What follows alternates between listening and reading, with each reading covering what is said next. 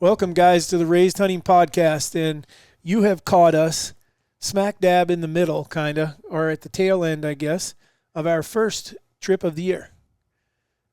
Would you not agree? And I say it's first. It's kind of hard to say first trip of the year because our years start. It seems like they start with could be deer turkey season.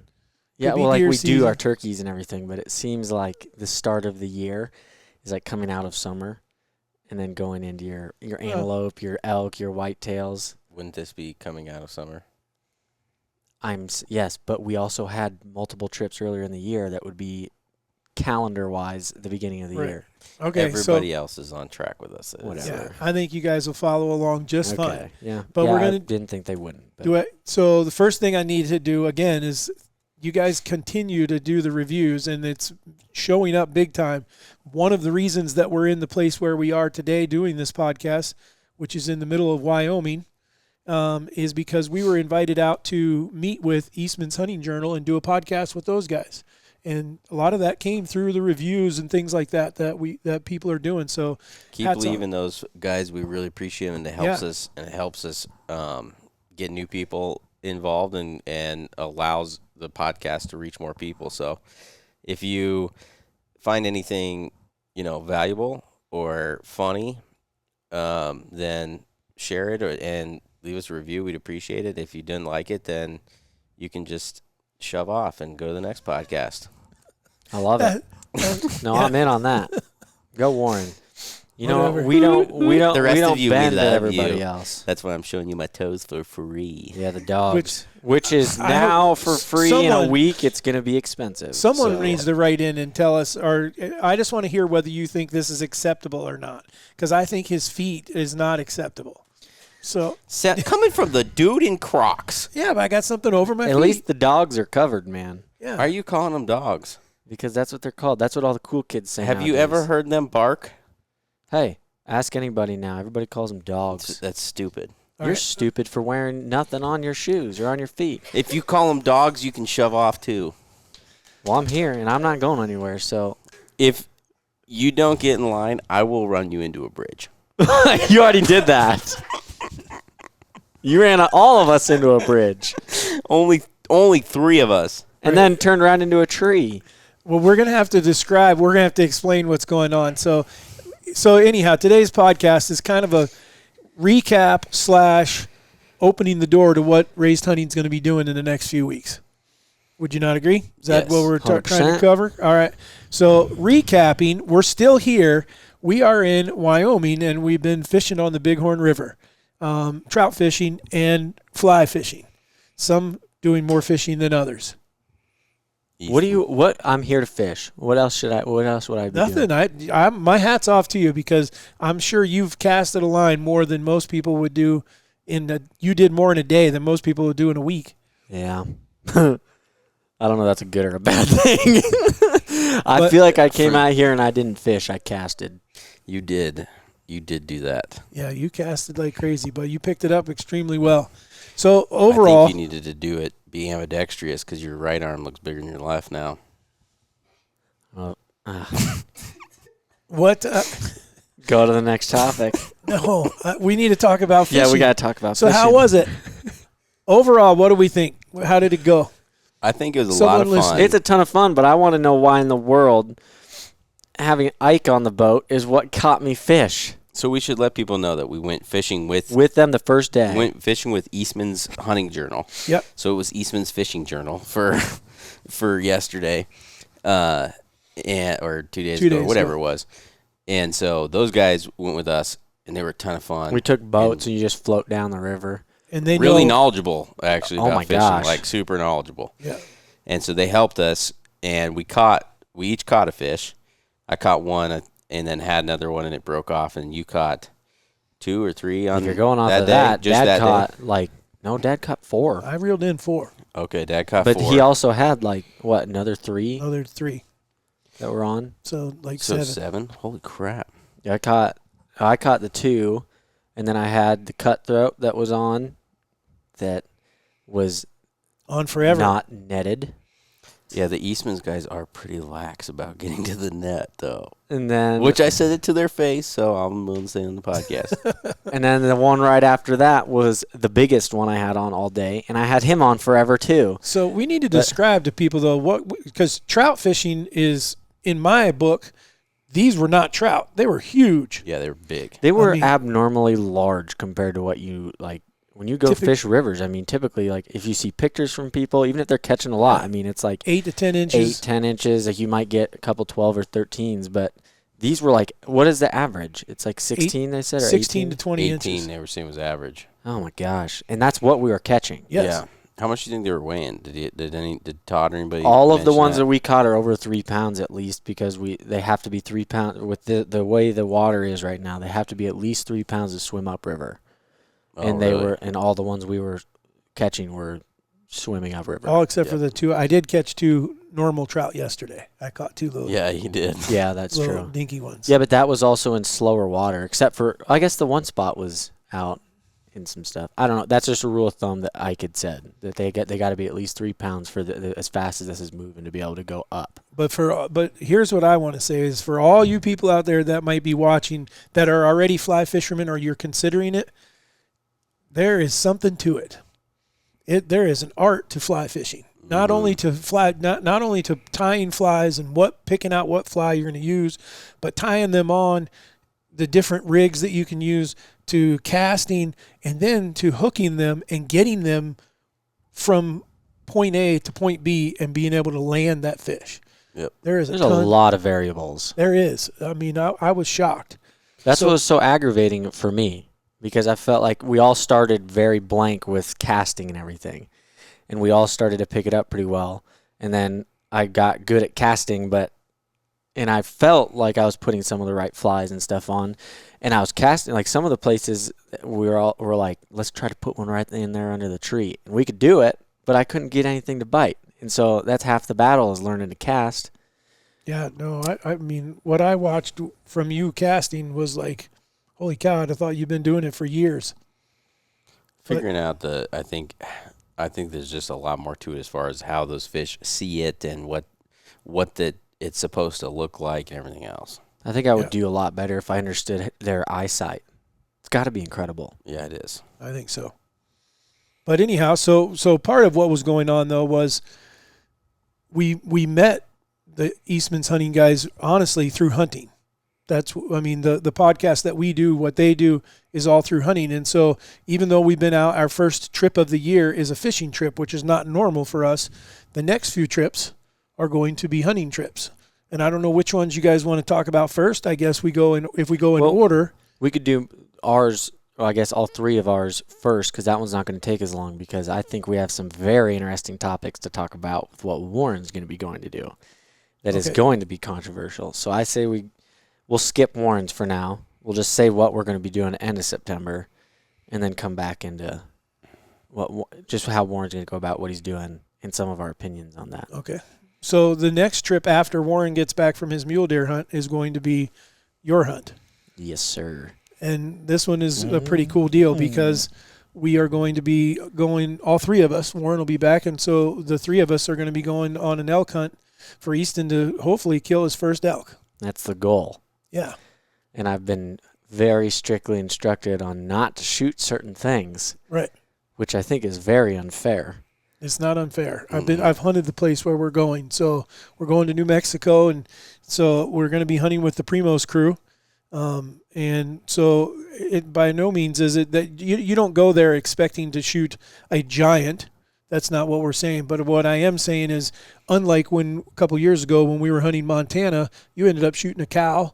Yep. The one year we killed 3 raghorn bulls. Mom's was a spike. Yep.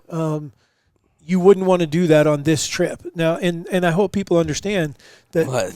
Oh, that's just going to be so stressful. No, it is not. I promise it's not. If you even think about it, I'm running you into another bridge. I'm just saying, man, if there's a spike that comes in bugling. Should we tell people let them know? I guess we should jump back to that part there. Because they probably have a lot of them. Pause our story about our hunt coming up, and we're going to rewind a second into a little story of today, trout fishing, with Warren being our captain or boat cap. Rent adventure. Can't even call it that. I mean, it was an attempt. It was an attempt to captain.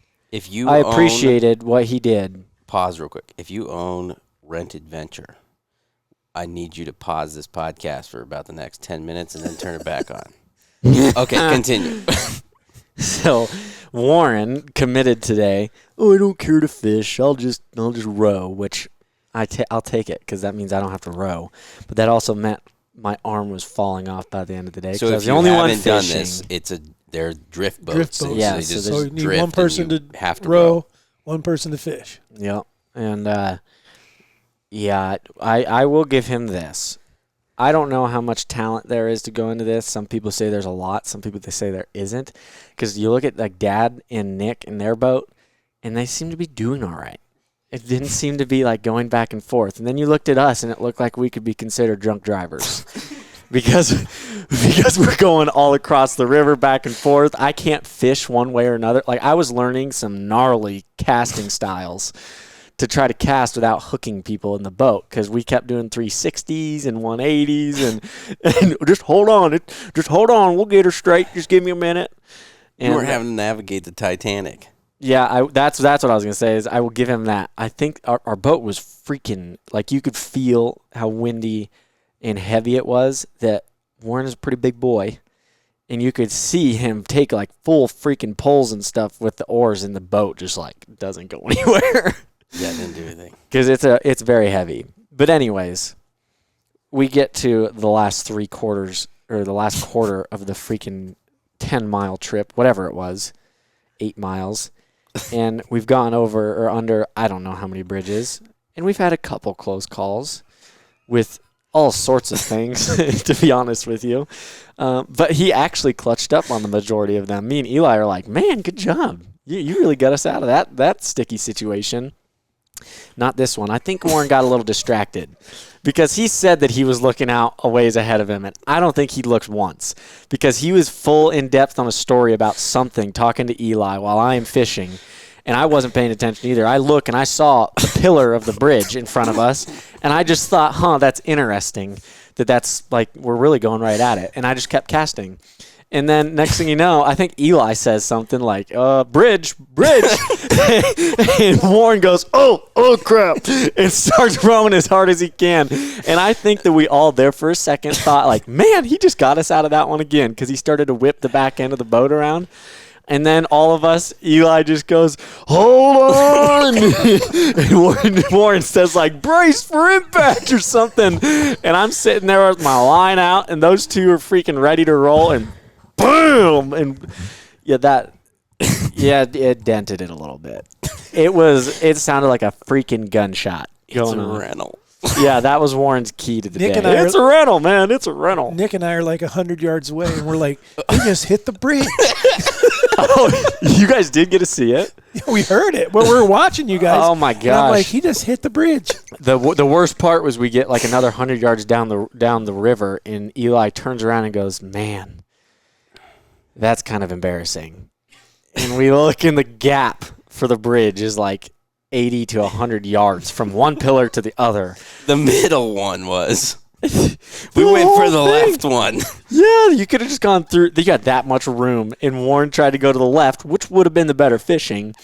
But out of all that space, we absolutely center punched the freaking cement pillar for a bridge. I'm kind of impressed it didn't tip us over, to be honest. It couldn't. There was a cement pillar there. Yeah, then he turned around and said, oh, we're going to have this much fun. We might as well hit all the rapids, and ended up sending us through a freaking tree, full-on tree. If any of you guys, anybody that has followed Raised Hunting from day one, has probably seen an episode where we went fishing, and we had a kayak and everything. Yeah, tipped it over. Me and Warren absolutely got leveled that time, and that was in Iowa on a creek. And today was worse because, granted, we didn't fall in, but these two go, hit the deck, hit the deck, hit the deck. And they're asking why I'm not hitting the deck. And I'm like, I don't have anywhere to hit the deck. I just got to duck and take it. So I just freaking take a huge tree to my face. My arm got cut up, and they all pop up like little gophers behind me like, man, that was close. Yeah, it really was close. I got hammered. I dropped the oars and everything. I'm basically standing there still, just took it. Oh, that hurt. Especially on a sunburn, man. that stuff was like whipping me and Now people understand why we didn't catch a lot of fish. I swear to you, though, then the other one, we end up getting, I don't know if you guys saw that one. We got stuck. Full on stuck. I saw you guys get stuck a couple times. No, we got stuck this time where we couldn't go. We're all trying to like count and like push. Lauren's like, move forward, Easton. And there is the people sitting on their lawn chairs right next to us looking at us like, what in the world? But hey, I will say I had a line in the water throughout all of those situations and we still weren't catching anything. So I don't want to hear it. We tried. But anyways. That was the fun part. So we'll fast forward back to our New Mexico. There's not much else about it, but that was one of our stories that Warren keeps referring to. I'll knock you into a bridge again. But back to New Mexico. We're going to New Mexico. I'm mad at you guys, and I'm extremely happy because I would shoot a cow, but I'll respect it. I'll respect it and try to shoot something better. But it's just not a place where you go and shoot. I was going to say, if you get this opportunity, you need to take advantage of the opportunity and shoot a bull. It all depends on where. And I hope people have watched enough of our episodes to realize we've killed some big bulls, we've killed some small bulls, we've killed cows. We understand where we're going to. A trophy is only, or maybe it's not even trophy's not the word. It's opportunity. You kill whatever the opportunity is for there, and where we're going. The opportunity to kill a Pope and Young kind of bull is there. Pope and Young's 260? 265. 265. Yep. What are you most excited about for New Mexico? I don't know because this has been one of the most mixed emotion feelings of a trip for me because as I've gotten older in my hunting career, I've felt that very confident feeling like when you go into a hunt or you like envision a whitetail coming by you under a stand or whatever, and you just know that you have that ability to make the shot, you know. And I have I have that confidence going into this, but I have like all this hype in my head of this is it. Like this is an elk hunt that Warren and Dad have been trying to get me on for 10 years since we left Montana. And it just never worked out. And so it's like this big deal in my head where I feel very confident in my ability to do it, but intimidated like no other because it's a freaking screaming bull. You know what I mean? Yeah, but you just got to relax and understand this is your first elk hunt. This isn't your last. Yeah, I know. But it's the first one. I think that's part of it. Absolutely. And so take it for what it is and enjoy it and let it ride, see what happens. I'm super excited about it. I'm much happier because we're not cool enough. We know Dad knows him very well, and I've met him when I was a little kid and stuff. But we're not cool enough for Will Primos to be listening to us right now. But when they tried to set up the whole Will Primos calling for me, I was like, wow, that is insane. What is the chances that Will Primos calls for your first freaking elk, or just in general calling for your elk? But then at the same time, I was like, okay, hold on. We got to figure some stuff out here because Warren's going to go on the hunt with us. Dad's going to go on the hunt with us. I'd like to have Mom there, but I've always had in my head Dad's calling for me. That's your gig. That is what Dad is known for. Is he is an elk whisperer. And so I was a little uneasy about that, but at the same time I was like, Dad said, "Don't worry, Will is going to call, and I'll be back with him." And I said, "Okay, as long as you're at least contributing or doing something, I'll be much better." It sounds awful for me to complain about, or not even complain, but be skeptical about Will calling for me. But it was more of like my dad. Like I always had it in my head of my dad calling for me. You could kind of almost draw that all the way back, though, to Will. Yeah. Because if you listen to Dad talking about where he learned to call, he was watching those videos over and over again. The more 100%. I thought about it, too, and we just released has it aired? I don't know if it aired yet. I think it did, the elk episode for this when Dad went last year. And just looking back at some of that footage, of the old footage, like early 2000s of Dad calling for Will, or in those two, like you can just see some of the successes that they had. Also made me feel like, okay, this goes way deeper than just Will Primos coming to call for you. Like this is big for Dad. This is big to have Warren next to me, Like, I have all of the right things in my favor to feel confident about what I'm doing and how I'd want to do it. Right. Especially for my first one. Like, I would not want to have, no offense to those guys, I don't want anybody else behind the camera for that one. Like, I want to have my people there. Like, I want Warren right next to me, because Warren's probably going to somewhat keep me calm, because I'm going to be tweaking. And I'm going to tweak as soon as that arrow that's hits where it's supposed okay, to. that's okay. But you cannot tweak beforehand, because you're supposed to help me stay in. You've done this. I have not done this. I've called a couple elk in when I was a little kid, but it's not going to be the same, okay? Yeah, I've got the bow in my hand. It'll be good. You're going to be fine. You've been preparing for this for 23 years, man. And so, and just, it's such a cool place. There should be quite a bit of opportunity. It's a big place. There's lots of elk. And we'll hopefully get in a situation where, I honestly hope that one or two come in that you don't get a shot at. And that kind of eases things a little bit. I think sometimes it kind of lets you go, oh, well, okay, now I know what was going on, or he got by me. You don't have to force the issue. You don't have to be like, when other places that we've hunted that are public land, I would tell you, you go into a situation like that, you're going to get one opportunity. Yep. Okay. And if you get that one opportunity, you're going to have to try to make that count. And so this is not that situation, hopefully. So we'll see, but just take it easy. And we're gonna have to go to Warren's hunt, because this is now you got like butterflies. one of the first time. My heart is racing right now thinking about freaking out coming in. So yeah, we need to move. We can move on to Warren's hunt and some of his strategies. So that's the end of September is when we'll be heading out on Easton's elk hunt. But before that, right after this, matter of fact, you guys are leaving tomorrow. We're headed back to the house to do some work, and you and Nick are headed to the mountains of Colorado. Mm-hmm. We are.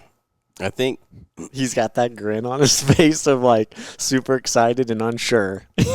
I think it's going to be a little bit like paddling the boat. Oh, Nick, you are in for a ride. I think we're gonna hit a few bridges. I think we're gonna have a few bumps, and then I think we're gonna have some clutch ups. All right. So I think your clutches today did overdo your screw ups. I will give you that. The times that you clutched up. I would have loved to try one of the Eastman's boats, which I'm sure if they listen to this podcast, they'll never let me drive one of their boats now. Drive? I don't know if you consider it driving. Well, whatever. They're never going to let me run one of their boats, but I would like to have seen how much easier theirs would be to navigate. I'm telling you, that one was way heavier. But I don't know. Well, that's why they didn't take that one yesterday. He did say that. He said, we don't want this one. It's super heavy. Yep. But back to New Mexico real quick. I am stoked for that hunt. Like that, I think that's probably going to be one of the most exciting hunts to me. That probably the most exciting since my Wyoming bull. Like I think that one's going to be a blast for all three of us to get to be there and chase elk like that. It's going to be really fun. I think that what Nick and I are in for, and we actually had somebody write in not too long ago and ask about going on out-of-state hunts. This one I have never been to the unit, never been to the area. I know very little about it. One thing I do know is that I shouldn't have to deal with too much pressure because you had to draw the tag. But I guess to me, if you're going to go on these out-of-state hunts and you want to try to kill a mule deer or an elk, the only way to do that is you just have to start going. Now, does it suck that you may have to burn some points or, maybe try to buy a landowner tag or whatever it may be? Yeah. But at the same time, you're never going to be able to, you can't, I don't care how many forums you go on. Nobody is going to go and give you good information in a forum. Okay? If you go on Facebook, you go on a forum, even 90% of people that you talk to are probably not going to give you good information. Now, like the Eastmans may be able to give you good information, but most guys are just average guys that are they may not really know what they're doing. They may not go that hard, or especially online. Nobody's going to tell you their best spots online. So I think that what Nick and I are going to have to do is really, that's the exciting part to me, is it's going to be an adventure. I don't really know anything. But at the same time, I think that that's how you get really good at stuff, is when you go into something knowing that you know nothing about it, and you just accept that, and you say, I'm going to learn as much as I can in the shortest amount of time, and then just adjust to that. So is what we're going to do is we're going to look at 2 different, and so we're going to leave. So the season doesn't open till the 2nd of September. Today is the 30th. We're going to leave early tomorrow morning, try to get an idea, hopefully get there in the afternoon sometime, and at least kind of see the area. And then we're going to look at 2 different types of places. We're going to look at some really, really high country that, from what everybody's telling me, there's not that many deer, but there's some really big deer, which I don't really care to kill a really big deer yet. I'd be super happy to, but like a good, respectable mule deer for me is going to be plenty. You've only killed one, right? Yeah, my first deer ever. Well, your first ever big game. Was it a mule deer? No, I killed an antelope before that, I think. Okay. Yeah. Killed. First big game animal was the antelope. First deer was a mule deer. Okay. Yep. The dad and I spot and stocked. Yeah. Yep. So I don't need it to be a giant, you know. And then we're gonna look at some lower country where from what I understand, it sounds like there's more deer density, but I don't know if there's gonna be that many bucks or good bucks. So we're gonna try and kind of see if we can feel that out. Stay somewhere tomorrow night, and then on the 1st, we're probably gonna drive and do some scouting of each of those 2 places, and then we're gonna pretty much pick one and just commit. We're gonna go all in on one. I'm not gonna do the bouncing around. Yep. Bouncing back and forth, because otherwise I think that I'll split my time and we won't be able to get anything done.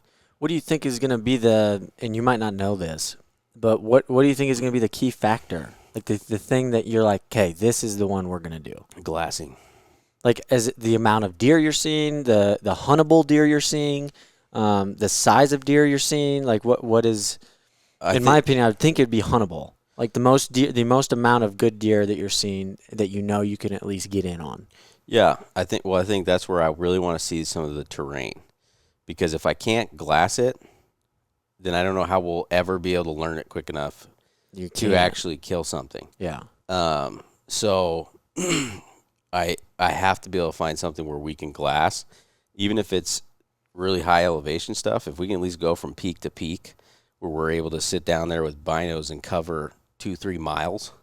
Yeah. And a spotting scope, that to me, I don't need a lot of deer at that point. If I have any deer, that's going to give me the ability to try to find one and hopefully stock one. Yep. I would prefer a little bit higher population and lower quality, just because it'll more keep opportunity. And it'll keep me entertained. Yeah, that's true. I got more deer to go spook. I would see you, if you were to harvest one on this trip and then maybe one other, you're going to be into that boat of like, I want the challenge of a big one. Well, I asked Dad earlier, so what's your prediction of the outcome of our mule deer hunt? I don't think you're going to kill one. Oh, it's on. No, here's what I'll say though. First fork and horn's getting drilled now. That's unfair. That's totally a double standard.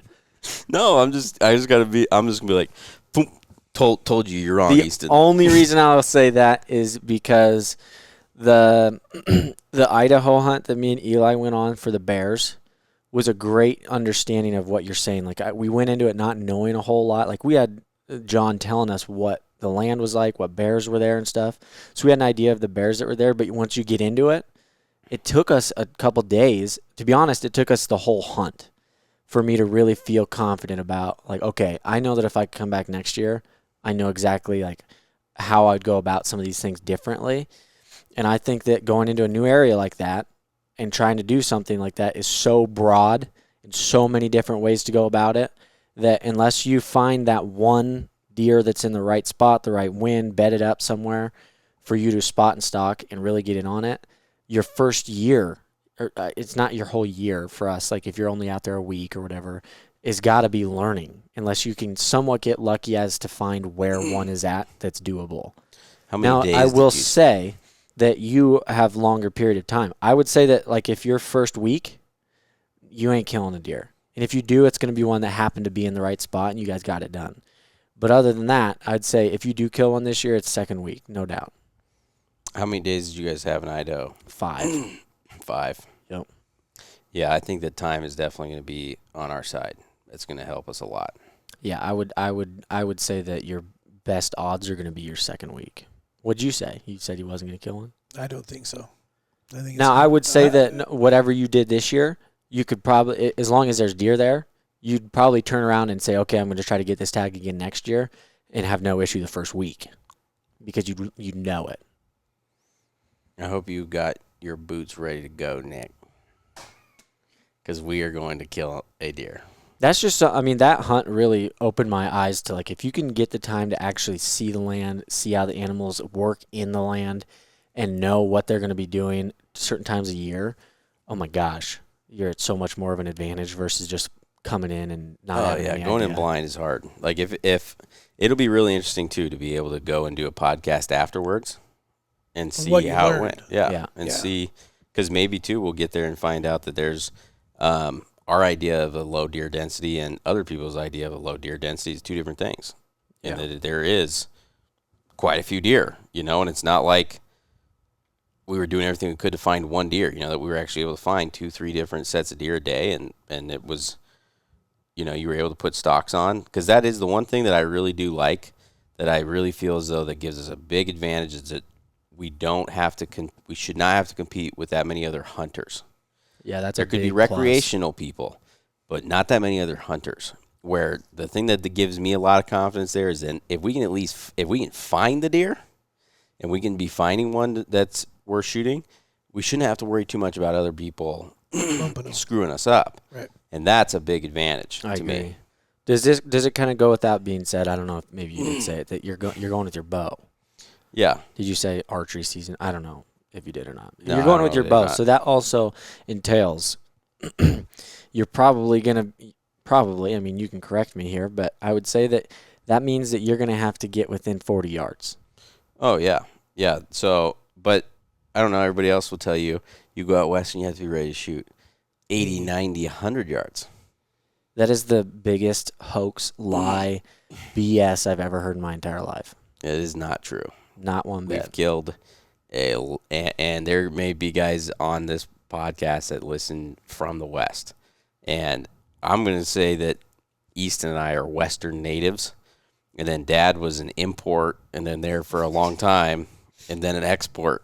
Yeah. But he figured his shit out and was really good at it. Yeah, he's pretty well known for it too, especially across the western states. You don't have to shoot farther to hunt out west. You just have to be a better antelope. hunter. Even antelope. That is my favorite comment right there. That you don't have to be able to shoot further to go out west. You just have to be a better hunter. Yep. Even spot and stock antelope. I've killed numerous spot and stock antelope now.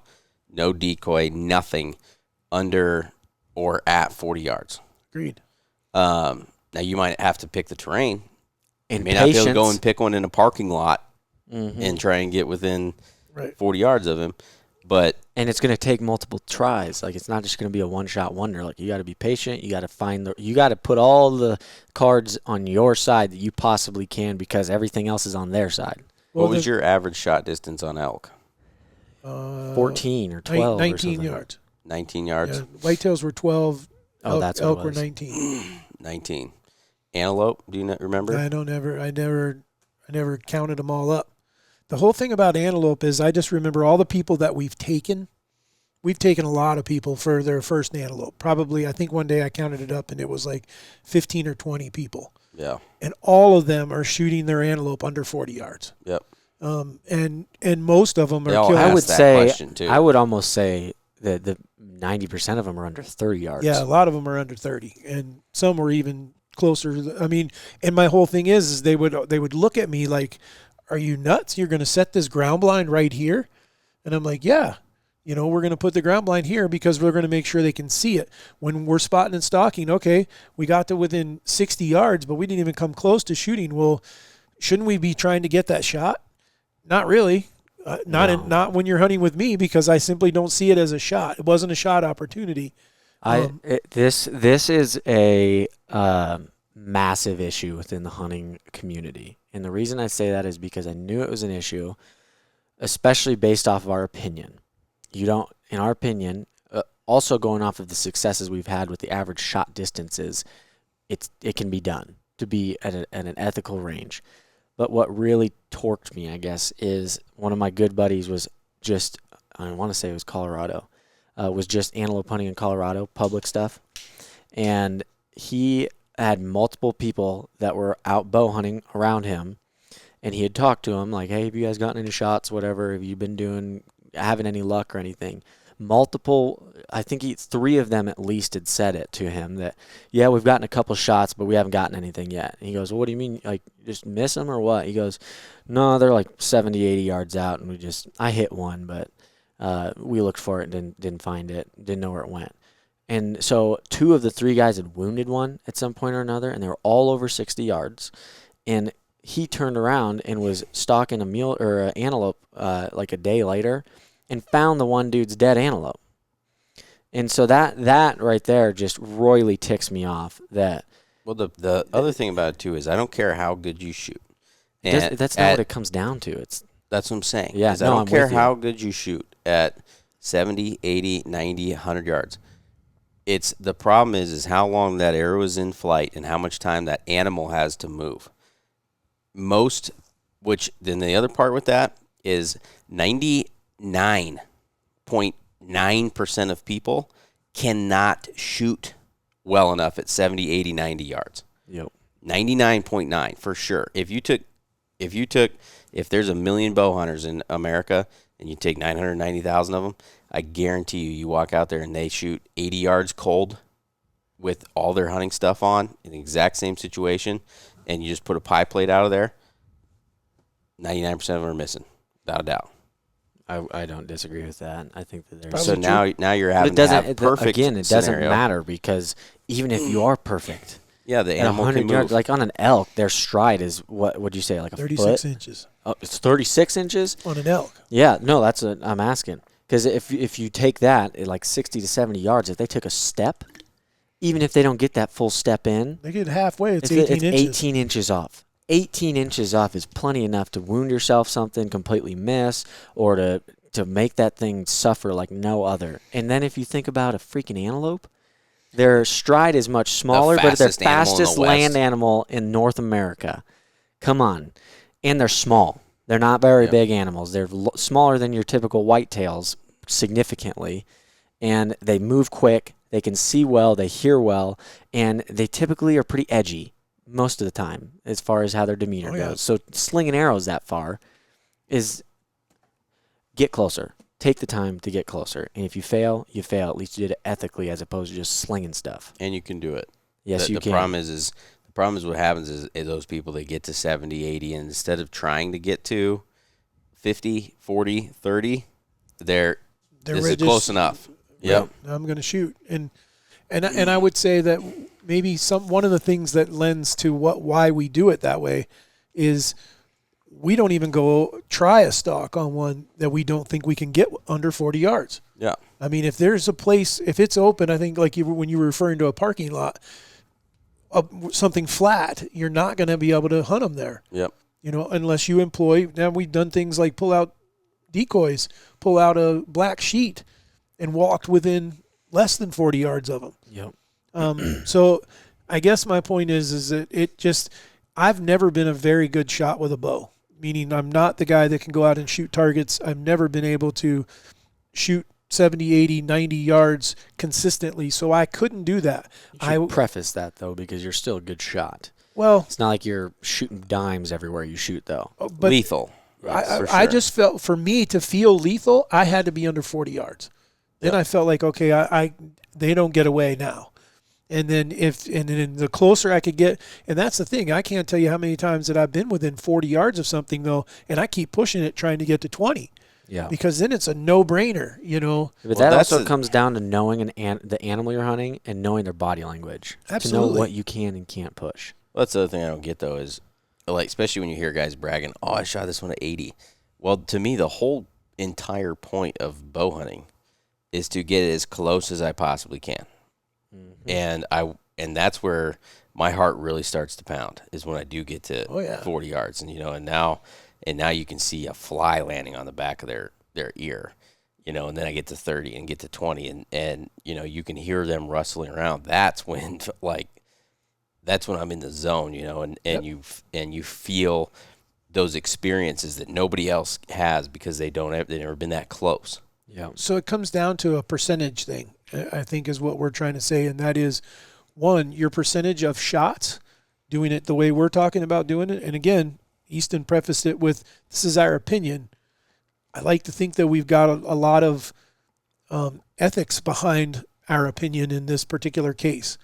And so my point is, by doing it this way, by getting closer and not shooting an arrow out there at a farther distance, percentage-wise, we're not going to get as many shots.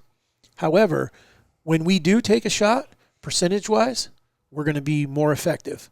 Yep. Because we aren't taking the shots that we aren't like the gentleman that you're talking about, that 2 out of 3 or whatever wounded antelope. Mm-hmm. Typically, I mean, can we still wound an animal? 100%. Let's just do this. Let's just take elk in the last 10 years. How many elk have you wounded or missed? Oh boy, we better start knocking on some wood. I'm trying to think of Well, yeah, knock on wood, but at the same time, we're just looking at data. Yeah, no, I just don't think that there is one. I would have to. I have 2 that I missed. No, him. Because I was doing this whole heavy arrow setup. I'm talking about him. I don't think he's missed or wounded an elk in 10 years. I may not have. I'm trying to think. I can't think of anything. I didn't get a shot last year. I was at full draw and did not shoot. How long ago was the one where you hit him 14. right behind the shoulder and it went back? That would be 10 years ago. More than 10 years ago. Okay, but that one, the arrow was still in the right spot. Yeah. He was dead. Yeah. 2012, I think. Okay, well then, antelope. Have we had any antelope? I've only shot one. I smoked that one. I've been doing pretty good on antelope too. I'm trying to think of the last one that I did not find or wounded, and I don't think, since we've been hunting where we hunt in Wyoming, I don't think I've ever wounded one there. I haven't missed or wounded an antelope in 10 years. Yeah, I don't think I have. And I think we've been at that place for probably 10 years now. Well, 16 was when I shot mine, and that was like the second year there, first or second year. So 14, so 9 years. Well, my point with that is that we're not doing anything. We're not special. We don't shoot that much better than everybody else. It's the shots that we're taking. The shots we're choosing. High percentage also shots. Not eating tags, because that's the other thing that people are going to say, well, you must be eating tags all the time. Nope. We're filling tags still every year. But then you're going to a place better than anybody else can go to. We done that on public, too. Yep. That's where we killed. I'm just being the devil's advocate, because there's always an excuse for why. Yep. We killed elk on public. He's killed 15 bulls in a row on public. That's more than some people ever kill in their lifetime. But you have to be prepared for that shot. You know, that I'm going to get one opportunity, or when I only hunted public ground, the way that I'm hoping to have 10 encounters. If I can have 10 encounters an entire season, now, the one thing that I would tell people, I had way more opportunity than most, because I would average about 25 days of hunting season, because that's how I worked at the fire department. I would trade with the guys all during the summer. I was the guy working. Come elk season, I was the guy off. Yep. So I did have more time. So in those 25 days, I'm looking for 10 opportunities. And out of those 10 opportunities, I'm hoping that I'm going to get to actually shoot an arrow. Yep. I think the thing that you could take out of this and what we've talked about here is taking less or higher percentage shots with less opportunities, as opposed to lower percentage shots with more opportunity. Yep. That right there is, if you just think about it, and because you might get less opportunity, but you know that when I get to full draw, there's been times where I haven't shot does and stuff, even with whitetails, where I've gotten to full draw and it could have been a 25-yard shot, but there was something that was off, that I did not feel confident with it, and I've let down because I don't have what we talked about in the beginning of this, where I feel like I've gotten to the point in my hunting career where I have that confidence where I know I'm going to make this shot, and if I don't, then it was some kind of mistake I made that I couldn't accounted for, you know. And if you're getting a full draw at 50, 60, 70, 80 yards, and there's a doubt in your head, like I'm not sure if I'm going to make this or hit this or not, you shouldn't be taking the shot. Right. Should never even be going off your bow. You should be letting down, and you should be done, and you should be trying to scoot forward or get to a different animal to hunt. Yep. And that's something that we've talked about before, that's not only in hunting. I mean, we're applying it to hunting. if you walk up to the plate and you're the batter and you think there's no way I'm hitting this kid or this, whoever it is, if you're doubting that, you're good chance you're striking out. Mm-hmm. You walk up there and you're thinking, there's I'm going to crank him. and the ball's going to look this big when it comes in, then there's a good chance you're going to make contact. And Yep. if you make contact, then you got a good chance of putting the ball in play. So there's something to that psyche of where you are and how you feel about something that is going to carry you when you need it. Yep. And I think that's just us working within that and saying, okay, when my psyche says it's all good, this is game over, he's too close, or he made the mistake, then you're way more confident in making the shot. 100%. Yep. We did that So- today with the trout. Not to the controlled level that we can do with hunting because we're not that good with trout fishing, but we had the opportunity. We could go one place that they were telling us to go where there's a lot bigger fish, but a lot less of them, so you're not going to have as many opportunities, versus we go to where we went the first day and probably going to have more opportunity. There's not going to be as big. We went there because that fit our skill level, Right. and that fit what we'd have the best opportunities for what we needed. Yep.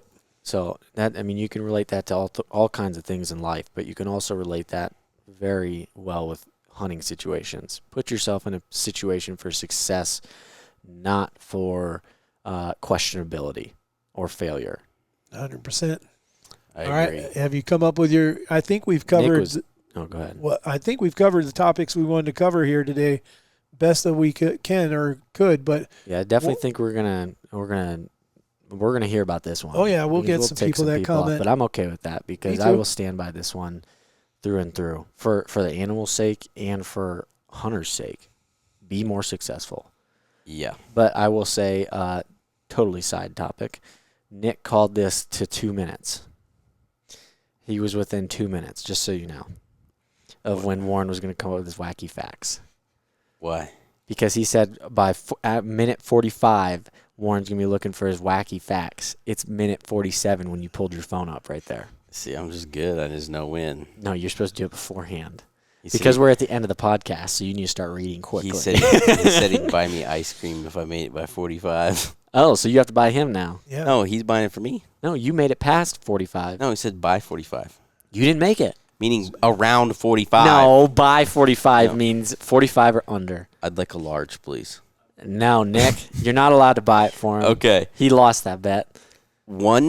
So this one reminds me of my boat. Oh, boy. One species of jellyfish, Turritopsis dorni, is immortal in response to physical damage or any other trauma. Wait, what? What do you mean? They can revert back in their development process to a polyp, Polyp, whatever that means. So then they can basically regrow? Yeah, like you could like cut them in half and they can just go back and then regrow themselves. That's kind of scary. That's like with the boat. I That think is that uncomfy. that's like So- horror film stuff. That's not a wacky fact. it is a wacky fact. I have You a didn't wacky. know it. I How is did- that for horror sure. film? Yeah, I don't know Guys, how that is or not. That's gross. Imagine if you could cut off your toe and it just goes beep. Well, that's like a starfish. They do the That's same freaking thing. awesome. I have another wacky fact for you. How does this remind you of your bridge running into? Because the dent went right, boop, it popped No, right it out. did not. It's immortal. still there, I promise. Idiot.